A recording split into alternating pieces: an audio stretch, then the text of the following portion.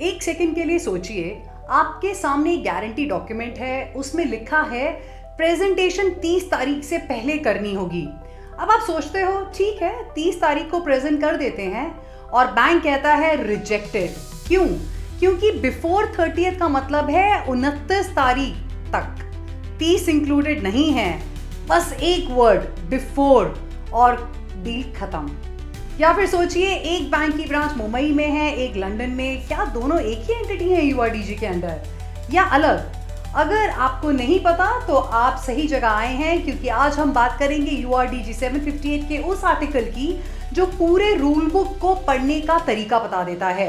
यह है article 3 interpretation. Hello friends, मैं हूं रवनीत और आप देख रहे हैं रवनीत नॉलेज बाइट्स, जहां ट्रेड फाइनेंस को सिंपल, सीधा और रियल बनाया जाता है। ये है हमारा सीरीज हिंदी ट्रेड बाइट्स, जहां हम यूआरडीजी 758 के हर एक आर्टिकल को, एक एक क्लॉज को बिल्कुल जीरो से समझ रहे हैं। अगर आपने अभी तक एपिसोड 1 और एपिसोड 2 नहीं देखा, जहां हमने यूआरडीजी क्या होता है और उसके बेसिक डेफिनेशंस को कवर किया है, तो अब अभी के अभी जाइए मेरे channel Ravneet knowledge bytes YouTube channel पर और वहां पर सब्सक्राइब कीजिए और playlist Hindi trade bytes explore कीजिए। पूरा सीरीज एक जर्नी है और आज का एपिसोड उसी का एक नेक्स्ट इंपॉर्टेंट कड़ी है। तो चलिए शुरू करते हैं। पहले ये समझते हैं आर्टिकल 3 इतना इंपॉर्टेंट क्यों है। आज की दुनिया में ट्रेड गारंटी सिर्फ एक देश में नहीं रहती। एक कॉन्ट्रैक्टर हैदराबाद में है, प्रोजेक्ट उसका दुबई में है, गारंटी मुंबई का बैंक इशू कर रहा है, काउंटर गारंटी फ्रैंकफर्ट का बैंक दे रहा है और बेनिफिशियरी आबू धाबी में है। तो 5 लोग, 5 जगह, अब 5 अलग अजम्पशंस की वर्ड्स का मतलब क्या है। बिना एक कॉमन इंटरप्रिटेशन फ्रेमवर्क के हर एक कोई अपना मतलब निकालेगा और फिर शुरू होगा कंफ्यूजन, डिस्प्यूट्स और क्लेम्स के रिजेक्शंस। आर्टिकल 3 यही काम करता है। ये एक यूनिवर्सल डिक्शनरी की तरह है जो सबको बता देता है कि यूआरडीजी 750 के अंदर हर वर्ड को एग्जैक्टली कैसे पढ़ना है। एक रूल बुक, एक लैंग्वेज, सबके लिए। तो शुरू अब हम करते हैं क्लॉज से। तो पहला क्लॉज ए, अलग देश की ब्रांच, अलग एंटिटी। तो पहली बात क्लॉज ए ये कहता है कि अगर एक गारंटर बैंक की ब्रांच अलग अलग देशों में है तो वो ब्रांचेस अलग एंटिटीज मानी जाती हैं। सिंपल एग्जांपल लेते हैं, एसबीआई का एक ब्रांच है मुंबई में, एक है लंदन में। अगर एसबीआई लंदन ने एक गारंटी इशू की तो यूआरडीजी 758 के अंडर वो एसबीआई मुंबई से बिल्कुल अलग एंटिटी है। एक का काम दूसरे पर बाइंड नहीं किया जा सकता।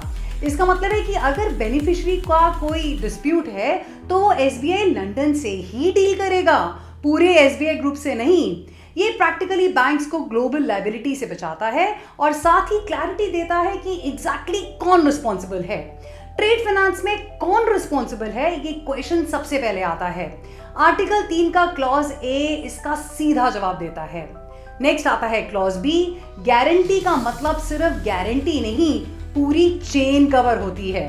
अब आते हैं क्लॉज बी पर, जो मेरा पर्सनल फेवरेट भी है इस आर्टिकल में। ये कहता है कि जब तक कॉन्टेक्स्ट कुछ और ना मांगे, गारंटी के अंदर काउंटर गारंटी भी आती है और दोनों की अमेंडमेंट्स भी।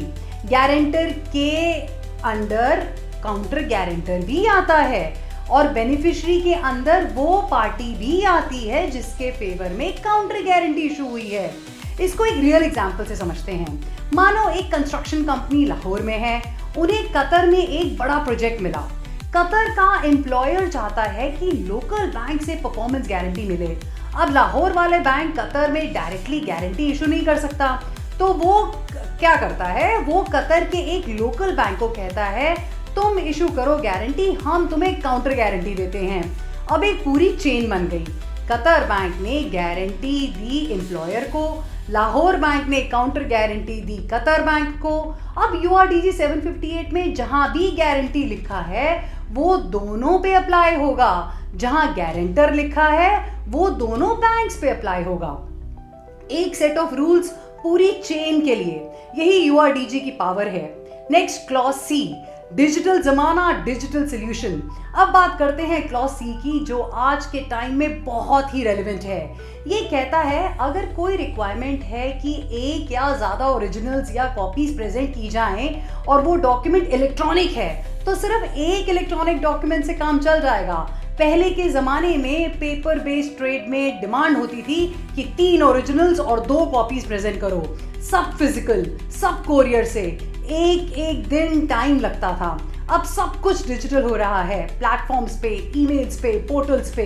तो क्लॉज सी ने क्लियरली बोल दिया इलेक्ट्रॉनिक वर्ल्ड में एक ही डॉक्यूमेंट काफी है, चाहे रिक्वायरमेंट में ओरिजिनल्स या कॉपीज लिखा हो।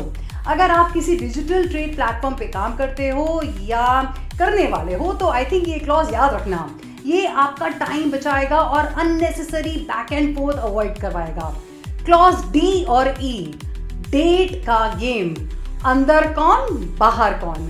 अब आते हैं उस जगह पर जहां सबसे ज्यादा कंफ्यूजन होती है और सबसे ज्यादा कॉस्टली मिस्टेक्स होती हैं, डेट्स। क्लॉजेस डी और ई डेट्स को लेके सब कुछ क्रिस्टल क्लियर कर देते हैं।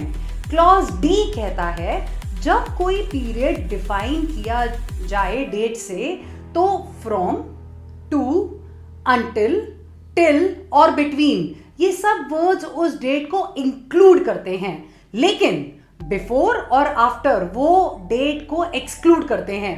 सीधा एग्जांपल लेते हैं, गारंटी में लिखा है प्रेजेंटेशन पीरियड 1 मई से 31 मई तक, मतलब 1 मई इंक्लूडेड 31 मई इंक्लूडेड, दोनों तरफ से डोर बंद है। लेकिन अगर लिखा है बिफोर 31 में तो 31 में एक्सक्लूडेड है, आपको 30 मई तक प्रेजेंट करना होगा।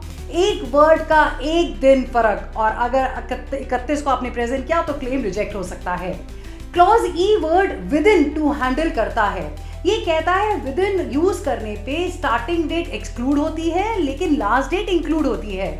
मतलब with in 30 days of shipment, अगर शिपमेंट 1 मई को हुई है तो 1 मई काउंट नहीं होगा, काउंटिंग 2 मई से शुरू होगी और 30 दिन 30th डे मतलब 31 मई इंक्लूडेड है। इसको और आसान करने के लिए अपनी EMI याद करो। बैंक कहता है लोन डिसबर्समेंट के 30 दिन के अंदर पहली EMI, तो डिसबर्समेंट डेट काउंट नहीं होगी, अगले दिन से 30 दिन गिनोगे, लास्ट दिन तुम्हारा है। एग्जैक्टली वही लॉजिक URDG का विद इन फॉलो करता है। सिंपल है ना। नेक्स्ट करते हैं क्लॉज एफ। डॉक्यूमेंट कौन इशू कर सकता है? सब, बस बेनिफिशियरी और एप्लीकेंट नहीं।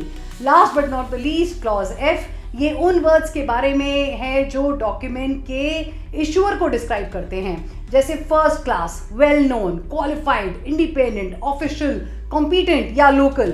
क्लॉज एफ कहता है कि इन शब्दों का मतलब है कोई भी इशूअर, बस बेनिफिशियरी या एप्लीकेंट खुद नहीं हो सकते। एग्जाम्पल लेते हैं, एक गारंटी कंडीशन है, डिमांड के साथ एक इंडिपेंडेंट इंस्पेक्शन अथॉरिटी का सर्टिफिकेट चाहिए। अब क्लॉज एफ के अकॉर्डिंग कोई भी जेन्युइनली इंडिपेंडेंट बॉडी ये सर्टिफिकेट दे सकती है, कोई स्पेसिफिक नाम जरूरी नहीं, लेकिन बेनिफिशियरी खुद ये सर्टिफिकेट नहीं दे सकता, एप्लीकेंट खुद नहीं दे सकता। क्यों? क्योंकि इंडिपेंडेंट का मतलब होता है जो खुद की परफॉर्मेंस पे कमेंट कर रहे हो वो जेन्युइनली न्यूट्रल हो। ये ट्रेड फाइनेंस में एक्सेप्टेबल नहीं, ये बेसिक फेयरनेस है और आर्टिकल 3 इसी को इंश्योर करता है। सब कुछ मिला के आर्टिकल 3 ने क्या हमें समझाया? दोस्तों, आर्टिकल 3 पूरी URDG 758 की नींव है। अगर बाकी आर्टिकल्स एक बिल्डिंग के कमरे हैं तो आर्टिकल 3 उसका ब्लूप्रिंट है। इसने बताया कि ब्रांचेस अलग होती हैं, गारंटी की चेन एक ही रूल बुक से चलती है, डिजिटल डॉक्यूमेंट्स काफ़ी हैं, डेट्स का एग्जैक्ट मतलब क्या है और इंडिपेंडेंट एक्चुअली किसका नाम ले सकता है। इन छोटी छोटी चीज़ों को इग्नोर मत करो, क्योंकि इंटरनेशनल ट्रेड में यही डिटेल्स होती हैं जो ट्रांजैक्शंस बनाती हैं या तोड़ सकती हैं। तो फाइनली, अगर आप ट्रेड फाइनेंस में नए हैं, आपने जर्नी शुरू कर रहे हैं या एक्सपीरियंस हो लेकिन URDG को प्रॉपर्ली ग्राउंड से आप उसको और समझना चाहते हो, तो ये सीरीज़ आपके लिए ही मैंने बनाई है। अभी जाइए, अब आप रवनीत नॉलेज बाइट्स पे सब्सक्राइब कीजिए मेरी playlist Hindi trade bytes. And I hope you all like this video. Do like, comment, share and subscribe to my YouTube channel Ravneet Knowledge Bites. जहाँ मेरी एक short knowledge bite gives you a powerful insight. Thank you.